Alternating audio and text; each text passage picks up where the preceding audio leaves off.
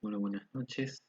En mi trabajo de problemáticas contemporáneas, a cargo de la profesora Vilma Ríos, me tocó desarrollar el tema educación emocional. Es necesario tener en cuenta dos cuestiones. Hay una nueva concepción sobre este sujeto que se va a educar emocionalmente. Primero partiendo de que el sujeto educativo no es un sujeto racional, sino que es un niño emocionalmente racional, al igual que el docente es una persona emocionalmente racional. Por lo tanto, no hablamos solamente de contenidos u objetivos racionales y académicos, sino que se ponen en juego las subjetividades de los seres humanos. Y por otro lado, que la educación emocional es una educación para la vida y no es una educación catedrática o disciplinar. No podemos estar evaluando cuantitativamente a la educación emocional porque nuestras emociones no son cuantificables. Sí son cualificables, pero no cuantificables. Dichas estas dos aclaraciones, paso a desarrollar mi trabajo. Cuando yo comienzo el proceso de desarrollo del trabajo, me valgo de tres autores que considero pilares en la educación emocional y un autor que es un médico argentino que tiene ejemplos muy consistentes y muy concretos a la hora de describir lo emocional en el ser humano, que es el doctor Daniel López Rossetti. ¿Por qué ocurre que alumnos con un coeficiente intelectual normalizado fracasan en cuestiones de convivencia y éxito personal? ¿Por qué algunas personas con la mínima formación académica muestran aptitudes para desenvolverse en la sociedad e incluso recibir aprobación social? ¿Por qué unos son más capaces que otros para enfrentar los contratiempos, superar obstáculos y ver las dificultades bajo una óptica distinta? ¿Por qué muchas veces altos ejecutivos, dirigentes o líderes expertos en sus temas desperdician sus aptitudes por culpa de sus actitudes? Estas preguntas que nos hacemos eh, cotidianamente o que van a transitar, mejor dicho, en nuestra futura profesión, abarca el ámbito emocional. Yo comenté una anécdota, una vivencia personal cuando transitamos nuestras prácticas de tercer año en la escuela 5 sobre un alumno que tenía no problemas de integración, pero sí era un chico silencioso, un alumno casi perdido, eh, en donde su contexto sociocultural no era el más óptimo posible. Era ya caratulado como el chico que venía del año anterior. También era discriminado por sus compañeros por ser un niño mayor que los mismos y, y eso generaba rechazo a veces a la hora de jugar o a la hora de compartir un grupo. Entonces, ¿por qué la educación emocional nos beneficiaría o por qué sería provechosa esta educación emocional en las aulas? Santos Guerra, cuando habla de una educación sentimental, dice lo siguiente: la educación sentimental incluye la esfera de las emociones, de las actitudes, de los motivos, del autoconcepto y la autoestima, y también de la sexualidad y las relaciones con los otros. La educación sentimental exige intencionalidad. No se consigue el desarrollo pleno de forma espontánea o como fruto del azar. Es planificada, exige unas pretensiones claras, una metodología eficaz y un proceso de evaluación exigente, colegiada. No se consigue sin la colaboración de todos. Se trata de alcanzar el conocimiento y la aceptación de cada uno y de los otros. Una relación respetuosa, solidaria, la vivencia y la expresión plena de las emociones, el desarrollo de habilidades sociales, el conocimiento del desarrollo sano y equilibrado, de la sexualidad y el desarrollo integral de la persona. La educación sentimental o la educación como la define Santos Guerra eh, no es una educación que se aprueba en los años obligatorios de la escolaridad, sino que es una educación para la vida. Es brindarle al chico herramientas para poder afrontar estos obstáculos que le generan contratiempos. He aquí el secreto, dice el Principito, es muy simple. No se ve bien sino con el corazón, lo esencial es invisible a los ojos. Por esto insisto en la cuantificación de las emociones. No podemos cuantificar las emociones porque las emociones no son cuantificables, sí son cualificables. El trabajo de la educación emocional genera diferentes parámetros y es un trabajo del día a día. Siempre va a ser la educación emocional una educación entre todos. ¿La inteligencia está para etiquetar a las personas o para promover el desarrollo? Acá la educación emocional hace una diferencia entre la inteligencia práctica que está basada en los resultados o aquella inteligencia, eh, llamémoslas por dones o por actitudes. En cambio, la inteligencia emocional es un constructo integrador de la inteligencia y de la personalidad. Estas dos, combina tanto la inteligencia emocional como la inteligencia racional. Y esto es un planteo ya generado por Howard Gardner, que fue un psicólogo de la Universidad de Harvard, en donde critica la concepción de inteligencia unitaria, la cual pretende explicar y medir a partir de un solo patrón la variedad de las habilidades que pueden tener las personas de distintos ambientes culturales o aún dentro de la misma comunidad.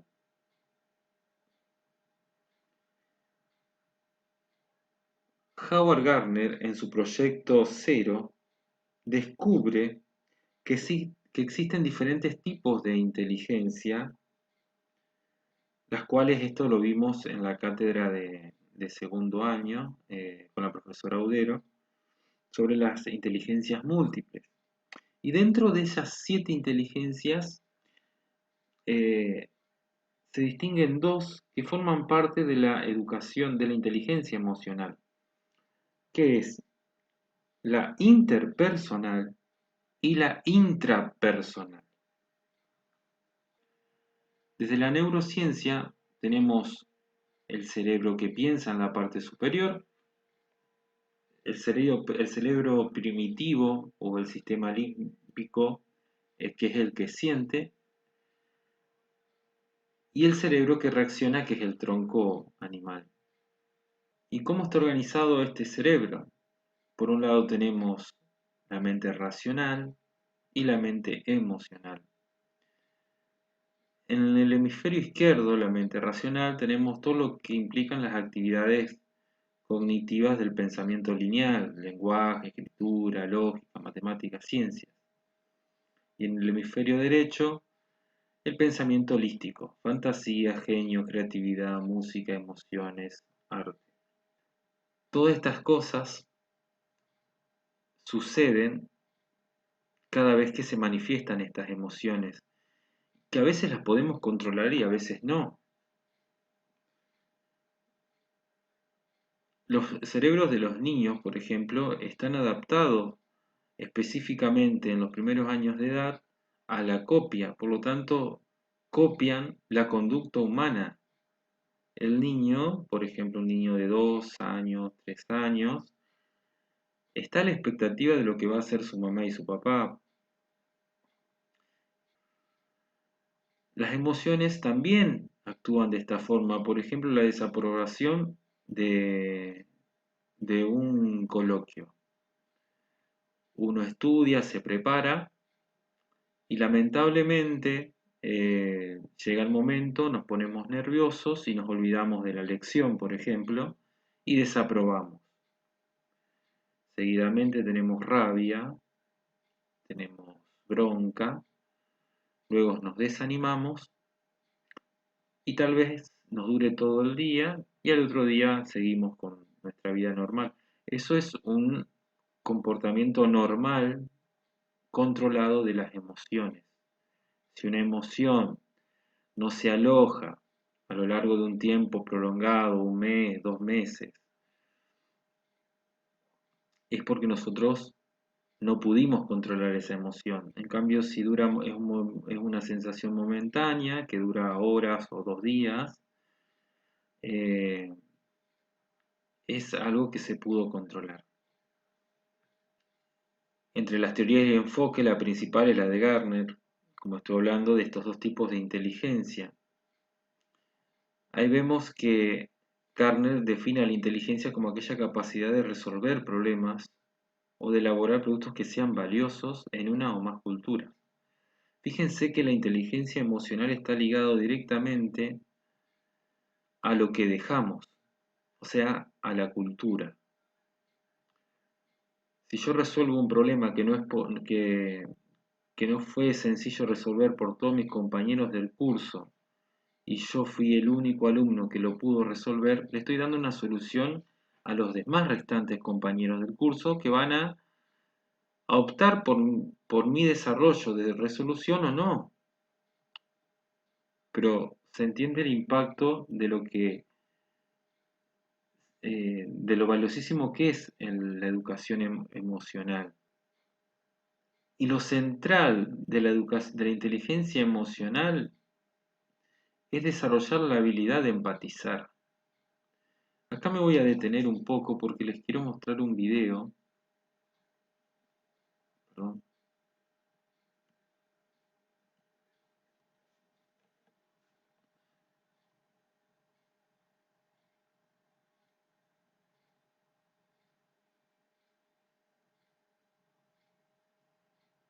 Un video que desarrolla esto de la educación emocional entre el otro, entre nosotros.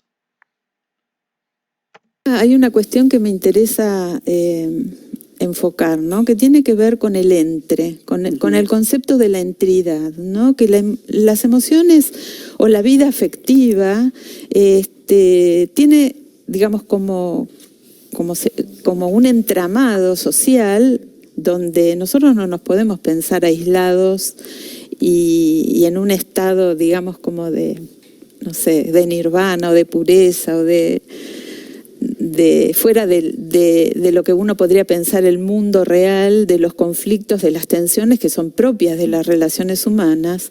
La ciencia está corroborando ahora que la gestión de las emociones básicas y universales debería preceder a la enseñanza de valores y, por supuesto, de contenidos académicos. El tipo de habilidades de las que hablamos incluyen habilidades para aprender a dominar las emociones, En concreto, la capacidad de controlar las emociones negativas, para que cuando ocurre una adversidad, éstas no persistan más de lo necesario. Las personas, y los niños concretamente, pueden aprender a disipar estas emociones negativas para volver al estado inicial. Es algo muy importante, porque cuando las emociones perturbadoras se producen en la mente, interfieren con la capacidad de aprender de los niños. Ahora estamos descubriendo que enseñar habilidades sociales y emocionales a los niños desde que tienen 5 años hasta la universidad es muy eficaz. Los vuelve mucho más cívicos, mucho mejores estudiantes. Es un error pensar que la cognición y las emociones son dos cosas totalmente separadas. La gente solo envejece mentalmente y emocionalmente cuando pierde su curiosidad y su capacidad de amar.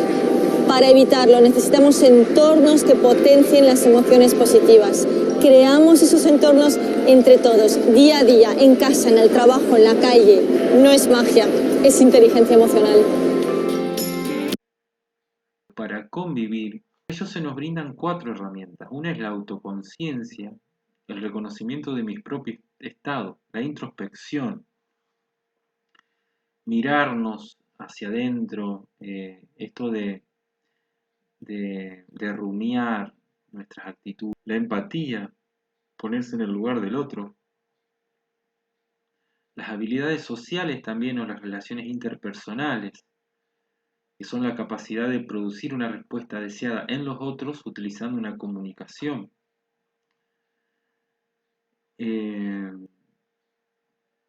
La mirada, por ejemplo, en el aula, las miradas, los tonos de voces, el reconocer al niño por su nombre.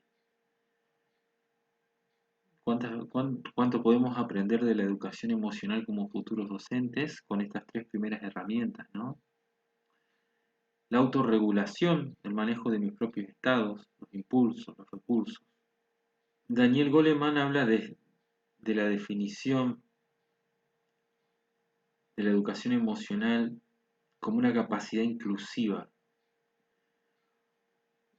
de habilidades de autocontrol, celo, persistencia y motivarse uno mismo. La educación emocional es tan central que una buena formación en educación emocional potencia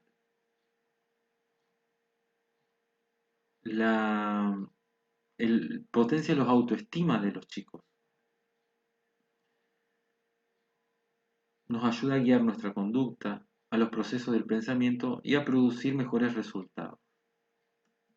Laura Lewin en un libro que se llama, esto lo improviso, Laura Lewin en un libro que se llama Enseñamos no significa que aprendan, manifiesta en un párrafo en donde dice que la importancia de generar expectativas, hay un fragmento muy lindo de ese libro, en donde manifiesta que el docente debe ser un generador de expectativa desde el inicio hasta el finalizar el año. Y fíjense que lo coloca en forma de círculo, porque una va tejida sobre la otra, una se va enmarañando, digamos, porque las emociones son esas, las emociones nosotros no planificamos emociones, no decimos a las 8 me enojo, a las 10 me pongo feliz. Las emociones aparecen porque generalmente son producidas por factores externos. Siempre. Para atraer la atención. Lo que le pones pasión y le pones fuerza tiene que ver con las emociones y los sentimientos. Ajá. La emoción es el cemento de la memoria, así que el anclaje es la memoria. La emoción es el cemento de la memoria. Todo lo que tiene pasión y emoción te quedó en la memoria. Un profesor bueno no es el que sabe, es el que le pone garra, el que le pone fuerza, el que te llega al corazón. Cierto. Una persona es emocionalmente inteligente si sabe cómo integrar razón y emoción, cosa muy difícil pero posible, y lo refleja en su conducta. Lo mismo vale para una sociedad. Vieron que qué importante es la educación emocional desde las escuelas, pero la educación emocional es necesaria para nuestros chicos, especialmente en los contextos donde transitan nuestras escuelas entrerrianas, donde tenemos familias divididas, abandono, violencia doméstica, chicos desnutridos, chicos con problemas de comunicación, porque no saben, a ver, tenemos en nuestras escuelas un analfabetismo emocional. No sabemos enseñarle a nuestros chicos, tanto docentes como alumnos, no sabemos enseñarle a nuestros chicos a cómo controlar esas emociones, cómo dosificar el enojo, cómo comunicar la alegría, cómo manifestar el compañerismo. Y entonces, ¿para qué es importante dedicar la educación emocional a un tiempo específico en la escuela? Para los que tienen 7 años, la lección de inteligencia emocional, de aprendizaje social y emocional, lo llamamos SEL, sería: imaginemos que piensas que alguien te ha cogido el lápiz. ¿Qué te ayudaría y qué no te ayudaría? Pegarle a otro no ayudaría. Preguntar si ayudaría. Pedir al profesor que intervenga. En otras palabras, los niños pasan por distintas situaciones y deciden qué es lo mejor. Algunas de las cosas que practican en estas clases es que en el aula hay un póster de un semáforo con la luz roja, la amarilla y la verde. Dicen: cuando estés enfadado, acuérdate del semáforo, con la luz roja para cálmate y piensa antes de actuar. Es genial porque enseña a los niños que no puedes controlar qué sentirás, cuándo o cómo de fuerte será, pero sí lo que haces después de sentirlo. Puedes parar, relajarte y pensar qué pasaría si haces una cosa u otra. La luz amarilla significa pensar todo lo que puedes hacer y cuáles serán las consecuencias. La verde, elige la mejor e inténtalo. Esto es interesante. Las notas subieron un 11%. Ayuda a que los niños aprendan mejor. ¿Por qué? Por cómo está estructurado el cerebro. Para los niños, lo que más les desequilibra es lo que pasa en casa y lo que pasa con otros niños. Pero si aprenden a gestionar esto mejor, no les altera tanto. Toda emoción perturbadora es una distracción. No puedes prestar atención ni al profesor ni al libro, porque piensas en esa fiesta a la que no te han invitado o cualquier otra cosa. Pero si enseñamos a los niños a gestionar esos melodramas presentes en sus vidas, podrán aprender mejor. Eso es lo que muestran los datos. Bueno, este fue mi trabajo de defensa de coloquio, un poco extenso como siempre, pero es un tema muy lindo para abordar y espero que el día de mañana estas palabras que digo las pueda poner en práctica. Muchísimas gracias.